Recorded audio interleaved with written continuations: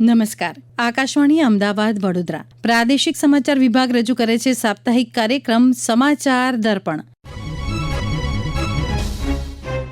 સૌપ્રથમ નજર કરીએ આજના અંકમાં સામેલ આ અઠવાડિયાની મહત્વપૂર્ણ ઘટનાઓ પર. અમદાવાદમાં 825 કરોડ રૂપિયાના ખર્ચે દેશનું સૌથી મોટું અને આધુનિક વીર સાવરકર રમતગમત સંકુલ તૈયાર. કેન્દ્રીય ગૃહમંત્રી અમિત શાહે સંકુલનું કર્યું ઉદ્ઘાટન. કેન્દ્રીય ગૃહમંત્રીએ કહ્યું, હિન્દી એ અન્ય ભારતીય ભાષાઓની હરીફ નહીં પણ મિત્ર છે. ગાંધીનગરમાં 5મું અખિલ ભારતીય હિન્દી રાજભાષા સંમેલન સંપન્ન. પ્રધાનમંત્રીના જન્મદિવસ નિમિત્તે આવતીકાલે નરેન્દ્ર મોદી સ્ટેડિયમમાં વિશ્વની સૌથી મોટી મહારક્તદાન શિબિરનું આયોજન.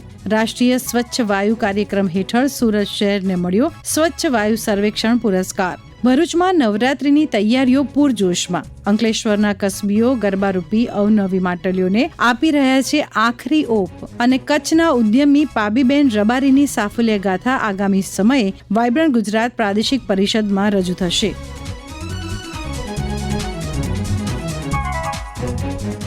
રાજ્યમાં વૈશ્વિક કક્ષાના રમતગમત માળખાનું નિર્માણ કરવામાં આવી રહ્યું છે, ત્યારે હાલમાં જ અમદાવાદના નારણપુરા વિસ્તારમાં અંદાજે 825 કરોડ રૂપિયાના ખર્ચે દેશનું સૌથી મોટું અને આધુનિક વીર સાવરકર રમતગમત સંકુલ ખુલ્લું મુકાયું. સંકુલનું ઉદ્ઘાટન કરતા કેન્દ્રીય ગૃહમંત્રી અમિત શાહે વર્ષ 2047 સુધીમાં ભારતને ટોચનો રમતગમત દેશ બનાવવાની કેન્દ્ર સરકારની પ્રતિબદ્ધતાનો પુનરોચ્ચાર કર્યો. તેમણે અમદાવાદ ટૂંક સમયમાં એશિયાનું રમતગમત પાટનગર અને રાષ્ટ્રમંડળ રમતગમત માટેનું મુખ્ય સ્થળ બનશે. તેમજ આ સંકુલ માત્ર વૈશ્વિક કક્ષાની માળખાગત સુવિધા અને તાલીમ જ નહીં પણ દેશના રમતવીરોને પ્રેરણા પૂરી પાડશે તેવો વિશ્વાસ વ્યક્ત કર્યો. આ સંકુલનું નામ મહાન સ્વાતંત્રતા સેનાની વીર સાવરકર જોડે. અહીંયા બેઠેલા બધા જ લોકો જે સ્વિમિંગના ખેલાડીઓ હશે એમને ખબર નહીં હોય, દુનિયામાં સૌથી લાંબુ સ્વિમિંગ અગર કોઈ એક માણસે કર્યું હોય તો એ વીર સાવરકરે કર્યું. 1857નું સ્વાતંત્રતા સંગ્રામ અંગ્રેજોએ શિક્ષણ વ્યવસ્થામાં 1857ના બરવાના નામે જોડેલો, એને વીર સાવરકરે પહેલી વાર 1857નો સ્વાતંત્ર્ય સંગ્રામ કરી ભારતીય દ્રષ્ટિકોણ અને ભારતનો વિચાર દુનિયાના મંચ પર મૂક્યો. આજે આ ખેલ સંકુલ, આ સ્પોર્ટ્સ કોમ્પ્લેક્સના ઉદ્ઘાટન પ્રસંગે હું વીર સાવરકરને શ્રદ્ધાંજલિ વિનમ્રતાપૂર્વક આપવા માંગુ છું.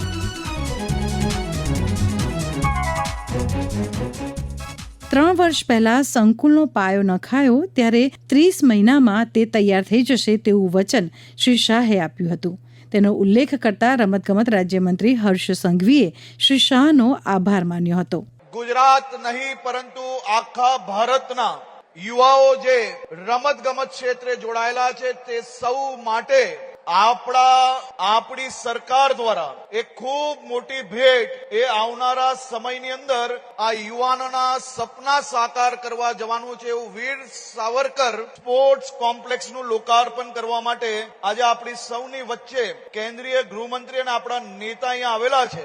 એક્ઝેક્ટ 3 વર્ષ પહેલા આદરણીય અમિતભાઈ શાહ સાહેબ દ્વારા આ સ્પોર્ટ્સ કોમ્પ્લેક્સનું લોકાર્પણ કરવામાં આવ્યું હતું. મને આજે બી યાદ છે કે લોકાર્પણ સમયે આદરણીય કેન્દ્રીય ગૃહમંત્રી શ્રી અમિતભાઈ શાહ સાહેબે કહેલું કે 30 મહિનાની અંદર ગુજરાત અને દેશના યુવાનો માટે ઇન્ટરનેશનલ કક્ષાનું સ્પોર્ટ્સ કોમ્પ્લેક્સ અમદાવાદ ખાતે તૈયાર કરવામાં આવશે. અને આ 30 મહિના દરમિયાન કમસે કમ 16 વાર એમના વ્યસ્ત શેડ્યુલની વચ્ચે આ સ્પોર્ટ્સ કોમ્પ્લેક્સની રિવ્યુ મીટિંગ એમને પોતે કરી અને એના પહેલા આ રાજ્યના અને દેશના યુવાનો સ્પોર્ટ્સ ક્ષેત્રની અંદર વધુમાં વધુ પ્રગતિ કઈ રીતે કરી શકે તે માટે આ સ્પોર્ટ્સ કોમ્પ્લેક્સની નાની ચિંતા એ એમના દ્વારા પોતે બેસીને કલાકો સુધી આ સ્પોર્ટ્સ કોમ્પ્લેક્સમાં પ્લાનિંગમાં એમને યોગદાન આપ્યું છે. તે બદલ હું રાજ્યના સૌ યુવાનો વતી આદરણીય અમિતભાઈ શાહ સાહેબનો ખૂબ ખૂબ આભાર માનું છું.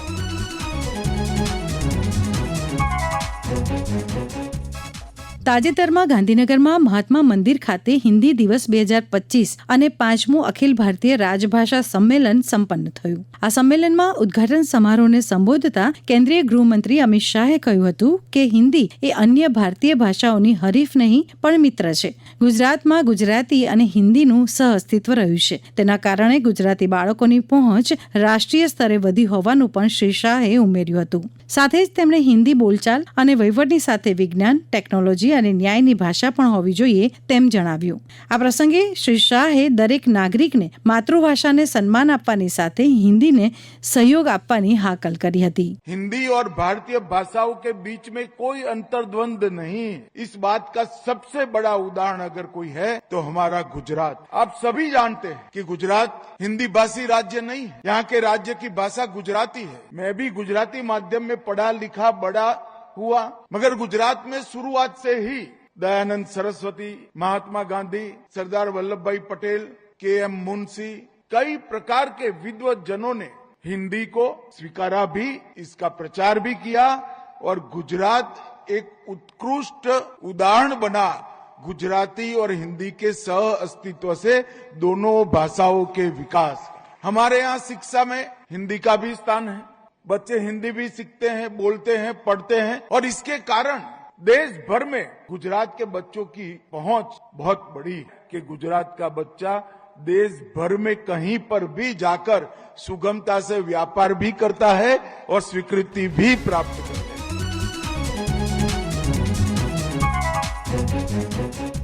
પ્રધાનમંત્રી નરેન્દ્ર મોદીના જન્મદિવસ નિમિત્તે આવતીકાલથી સમગ્ર દેશમાં સેવા પખવાડિયાની ઉજવણીનો પ્રારંભ થશે. આ પ્રસંગે અમદાવાદના નરેન્દ્ર મોદી સ્ટેડિયમમાં આવતીકાલે વિશ્વની સૌથી મોટી મહારક્તદાન શિબિર યોજાવા જઈ રહી છે. આ સાથે જ અમદાવાદ ઐતિહાસિક ક્ષણનું સાક્ષી બનવા જઈ રહ્યું છે. અખિલ ભારતીય તેરાપંથ યુવક પરિષદ દ્વારા યોજાનારી શિબિરનું પ્રધાનમંત્રી નરેન્દ્ર મોદી વર્ચ્યુઅલ માધ્યમથી ઉદ્ઘાટન કરશે. આ અંગે તેરાપંથ યુવક પરિષદના સભ્ય મુકેશ ગોગલિયા શું કહે છે સાંભળીએ. આખા ભારતની અંદર જે બ્લડ ડોનેશન કેમ્પનું આયોજન થઈ રહ્યું છે એના ભાગરૂપે આ વખતે અમદાવાદની અંદર અમે માત્ર એક જ કેમ્પમાં ખૂબ જ મોટી સંખ્યાના ટાર્ગેટથી આ કેમ્પનું આયોજન કરી રહ્યા છીએ, જે નરેન્દ્ર મોદી સ્ટેડિયમ મોટેરા ખાતે છે. એમાં સુરતની પહેલી કિરણથી જ આ બ્લડ કેમ્પનું આયોજન પ્રારંભ થઈ છે અને સાંજે 7 વાગ્યા સુધી ગુજરાત ભરની 75 બ્લડ બેંકો ત્યાં ઉપસ્થિત હશે. અમે માત્ર આ કેમ્પની અંદર પબ્લિકને લાવવાનું અને બ્લડ કેમ્પોને બ્લડ આપવા માટે એક બ્રિજ, એક સેતુ રૂપે તેરાપંથ યુવક પરિષદ અમદાવાદ કાર્ય કરી રહી છે. આ એક માનવતાનો ખૂબ જ મોટો કાર્ય છે. એમાં હું આહવાન કરું છું કે જેને પણ રજીસ્ટ્રેશન કરાયું છે એના સિવાય પણ ત્યાં ઓન ધ સ્પોટ પર રજીસ્ટ્રેશન છે. ત્યાં ખૂબ જ સારી વ્યવસ્થાઓ છે. 1 નંબરનો ગેટ છે, ત્યાંથી વોકિંગ એન્ટ્રી થશે. 2 નંબર ને 3 નંબરના ગેટ ઉપરથી 2 વ્હીલર અને 4 વ્હીલરની એન્ટ્રી, અને 4 નંબરના ગેટ છે મોદી સ્ટેડિયમમાં છે, ત્યાંથી વીઆઈપી એન્ટ્રી થશે. અને આપ જ્યાં મોદી સ્ટેડિયમમાં નીચે પાર્કિંગ કર્યા પછી આપને ઉપર જ્યાં બ્લડ કેમ્પ છે ત્યાં આવવા માટે અમે વાહનની વ્યવસ્થા, ત્યાં 4 વ્હીલર કે ભાઈ કેબલ કાર જ્યાં ગાડી છે ત્યાંની વ્યવસ્થા કરેલી છે. ખૂબ જ સારી રીતે રિફ્રેશમેન્ટની વ્યવસ્થા છે, બ્રેકફાસ્ટની વ્યવસ્થા છે, અને ત્યાં કંઈ પણ ઇમરજન્સી થાય તો હોસ્પિટલની વ્યવસ્થા અને ડોક્ટર્સની વ્યવસ્થા પણ અમદાવાદ મ્યુનિસિપલ કોર્પોરેશન બહાર ત્યાં કરી રહ્યું છે. ગુજરાત સરકારનો આની અંદર ખૂબ જ સારો સપોર્ટ મળી રહ્યો છે. પણ હું આપના માધ્યમથી એક જ વાત કહું છું, આખા અમદાવાદના બધા યુવા વર્ગ અને આખું અમદાવાદ આ એક નવા ઇતિહાસ રચવા માટે આગળ આવે.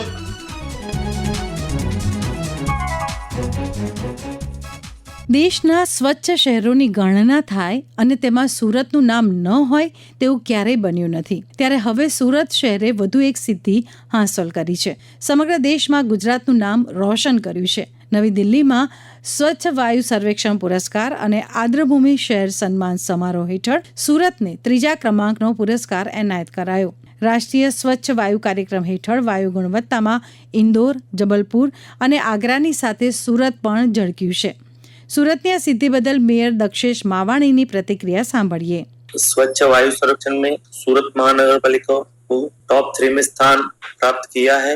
सेकंड टाइम सर्वाइव होके कोई सिटी आया हुआ तो सूरत महानगर पालिका है. वन पर्यावरण आबोहवा मंत्रालय के द्वारा नेशनल एयर प्रोग्राम के अंतर्गत 130 सिटी का सर्वेक्षण किया गया है. उसमें अलग अलग मूल्यांकन करके ये अवार्ड मिला जाता है. डेली घन कचरा रोड की मैकेनिकल स्वीपर से सफाई, कंस्ट्रक्शन डिमोलिशन वेस्ट, ऐसा अलग अलग पैरामीटर का मूल्यांकन होता है। सूरत महानगर पालिका देश की ऐसी महानगर पालिका बनी है जो उसका BRTS कॉरिडोर इलेक्ट्रो जारी किया गया है। डेडिकेट इलेक्ट्रिक पॉलिसी लाने वाला 2021 में भी सूरत था। उसके अंतर्गत सूरत का ई व्हीकल का चरण ज्यादा हुआ है। मैं आपको 2021 से 25 की बात करूं तो गुजरात का 35% ई व्हीकल सूरत में है। आने वाले साल में आदरणीय प्रधानमंत्री जी के जन्मदिन पे सूरत देश की पहली ऐसी महानगर पालिका बनने जा रही है जो ग्रीन ई व्हीकल पॉलिसी ला रही है। 17 तारीख को केंद्र के जल शक्ति मंत्री आदरणीय CR पाटिल की गौरवमयी उपस्थित में ये पॉलिसी को लॉन्च किया जाएगा। आने वाले समय में सूरत फिर एक बार स्वच्छ वायु संरक्षण में फर्स्ट लाने के लिए कटिबद्ध है।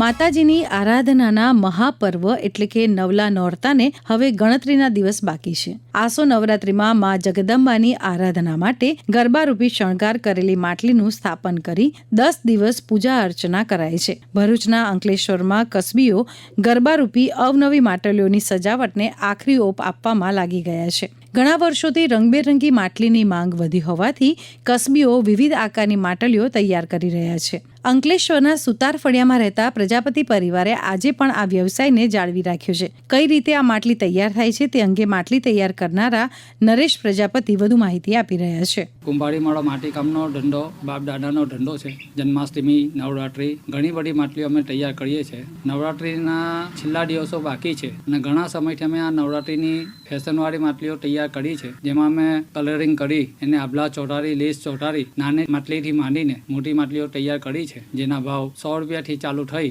200 થી 300 રૂપિયા સુધીના છે. ઘણી માટલીઓ એવી પણ છે કે જે આભલા વગરની છે, સાડી છે, જે ગ્રાહકોની માંગ પ્રમાણે અમે તૈયાર કરી અને ગ્રાહકોને આપીએ છીએ. વેચાણ અત્યારે ધીમે ધીમે ચાલી રહ્યું છે, જે અમાસ અને નવરાત્રીના પહેલા નવરાત્રા સુધી વેચાણ પૂરું થઈ જશે.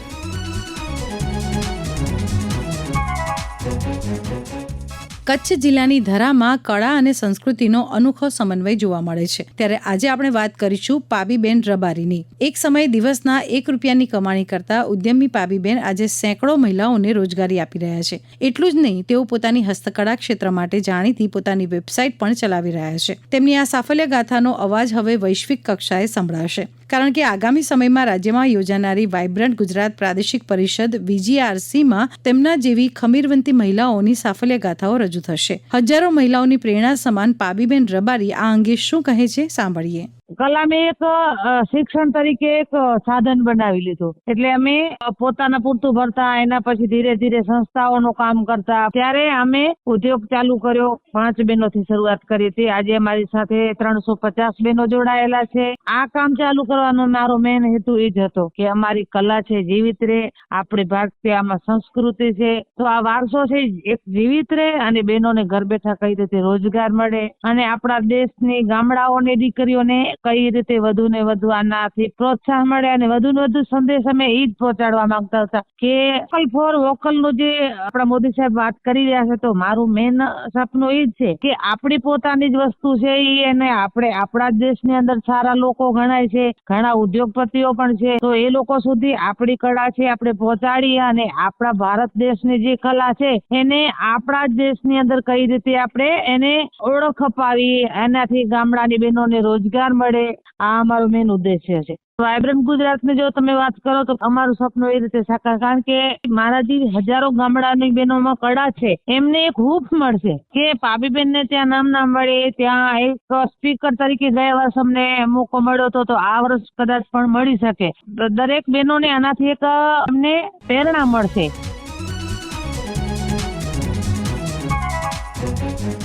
ગુજરાતી અને મેવાડી સંસ્કૃતિને ઉજાગર કરતો વાઇબ્રન્ટ ગુજરાત પ્રી નવરાત્રી મહોત્સવ હાલમાં જ રાજસ્થાનના ઉદયપુરમાં યોજાઈ ગયો. કાર્યક્રમમાં ગુજરાતની કળા, સંસ્કૃતિ, વ્યંજન અને પરંપરાની વિશેષ ઝલક જોવા મળી હતી. એટલું જ નહીં, ઉદયપુરવાસીઓ મન મૂકીને ગરબે ઘૂમ્યા. આ પ્રસંગે રાજ્યના પ્રવાસન મંત્રી મુળુભાઈ બેરાએ આ મહોત્સવ બંને રાજ્યના અતૂટ સંબંધને વધુ મજબૂત બનાવશે તેવો વિશ્વાસ વ્યક્ત કર્યો. आज राजस्थान उदयपुर में जो दोनों राज्य की संस्कृति के लिए वाइब्रेंट गुजरात कल्चरल प्रोग्राम ये रखा है कि दोनों राज्य में जो संस्कृति है ये एक तरीके से है और हमारा जो वाइब्रेंट नवरात्रि होती है अहमदाबाद में, गुजरात में, और जो गुजरात का गरबा यूनेस्को में भी उनको स्थान मिला है। धीमे धीमे सभी राज्यों में एक भारत श्रेष्ठ भारत, सभी राज्यों की भाषा अलग है, खाने पीने अलग है, पहरवेश भी अलग है, लेकिन अपनी संस्कृति है। इस तरीके से vibrant Gujarat cultural program Udaipur में आज रखा है।